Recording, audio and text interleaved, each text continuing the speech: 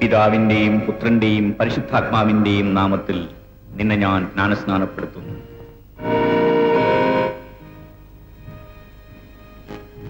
ഈ ദീപം ഒരിക്കലും അണയാതെ ഈ കുഞ്ഞിന്റെ ഹൃദയത്തിൽ പ്രകാശിക്കട്ടെ. ക്രിസ്തുവിന്റെ പ്രകാശത്തിൽ ജനിച്ച ഈ കുഞ്ഞ് പ്രകാശത്തിന്റെ പ്രതീകമായി ജീവിക്കട്ടെ. മരണം വരെ ഇവൻ വിശ്വാസത്തിൽ ഉറച്ചു നിൽക്കുവാനും എല്ലാ വിശുദ്ധന്മാരോടും ചേർന്ന് അവസാന ദിവസം ആകാശമോക്ഷത്തിൽ ഒന്നിക്കുവാനും ഇടവരട്ടെ. ആമീൻ.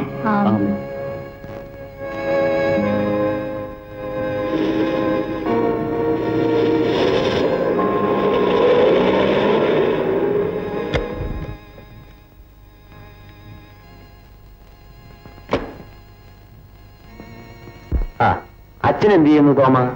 മുതലാളി, ആ ചാവടിയിലെ ക്ലാരയുടെ കുഞ്ഞിനെ മാമോദി സമുക്കുന്നു. ആ തന്തയില്ലാത്ത കുഞ്ഞിനെ? അതേന്ന്. അത് മുൻപ് അച്ഛൻ വിലക്കിയതാണെന്ന് നീ പറഞ്ഞില്ലേ? ഞാൻ പറയാനുള്ളത് പറഞ്ഞു, പക്ഷേ പീറ്റർ ഇടപെട്ടു. ഓഹോ, അപ്പോൾ പീറ്ററിന്റെ ഭീഷണിക്ക് വഴങ്ങിയാണ് ജെയിംസ് അച്ഛൻ ഇതൊക്കെ ചെയ്യുന്നത് അല്ലേ? പീറ്റർ പറഞ്ഞാൽ കർത്താവ് പോലും വഴങ്ങുന്ന നിലയാണല്ലോ ഇപ്പൊ ഇവിടെ ഉള്ളത്.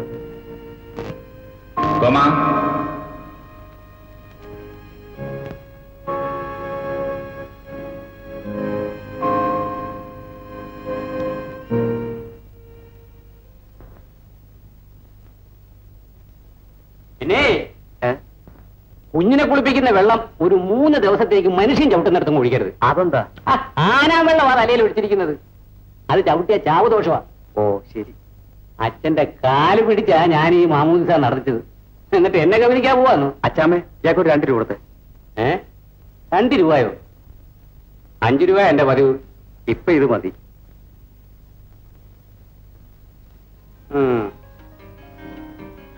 തന്തയില്ലാത്ത കുഞ്ഞല്ലേ, കിട്ടിയത് മിച്ചം. പീറ്റർ ഇടപെട്ടതുകൊണ്ടല്ല ചാക്കോച്ച ഞാൻ ഈ മാമോദിസ നടത്തിയത്. ആ കുഞ്ഞ് സത്യത്തിൽ എന്തെങ്കിലും പാപം ചെയ്തിട്ടുണ്ടോ? അവളുടെ തള്ള തെറ്റുകാരിയല്ലേ അച്ചോ?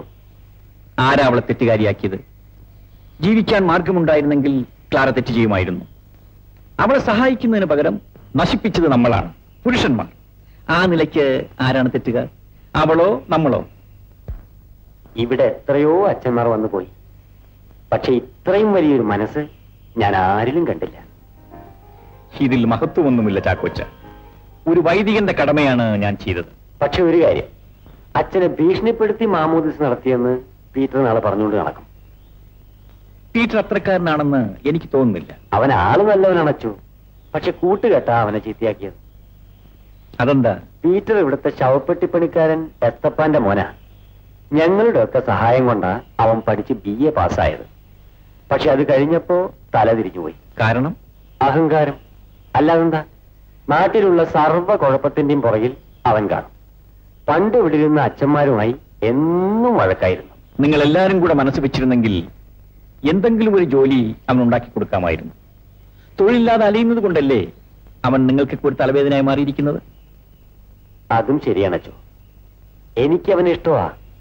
പക്ഷേ ഒരു കാര്യത്തിലേ എനിക്ക് അവനോട് അഭിപ്രായ വ്യത്യാസമുള്ളൂ. എന്താ? നമ്മുടെ പള്ളിക്കൂടത്തിലെ അശ്വതി ടീച്ചറിന്റെ വീട്ടിൽ അവൻ ഇപ്പൊ കയറി ഇറങ്ങി നടക്കുക. പെണ്ണിന് എന്തെങ്കിലും കുഴപ്പം വന്നാൽ പള്ളിക്കൂടത്തിനായിരിക്കും പേരുദോഷം. കൈക്കാരനെന്ന നിലയ്ക്ക് എനിക്കത് കണ്ടില്ലെന്ന് വെക്കാൻ പറ്റുമോ? ഞാൻ അതിനെപ്പറ്റി അന്വേഷിക്കാം. ഇതൊക്കെ വളർത്തുദോഷമാണ് അച്ചു. മാതാപിതാക്കന്മാര് വേണ്ടത്ര ശ്രദ്ധിച്ചില്ലെങ്കിൽ മക്കൾ പരുന്തും കാലേ പോവും. കേട്ടോ അച്ചു, എനിക്ക് മക്കളില്ല. എന്റെ അനന്തരവൻ ജോണിയെ ഞാൻ ദത്തെടുത്ത് വളർത്തുക.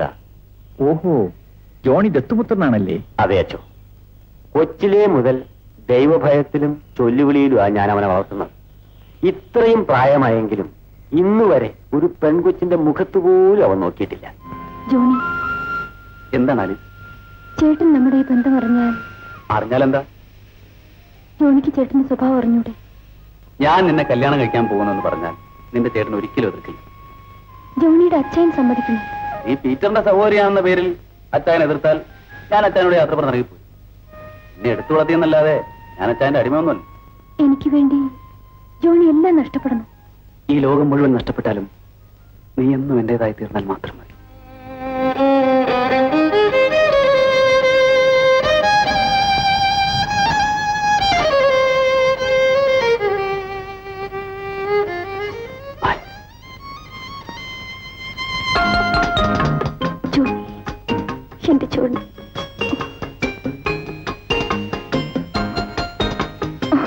വല്ലവരും കണ്ടാൽ?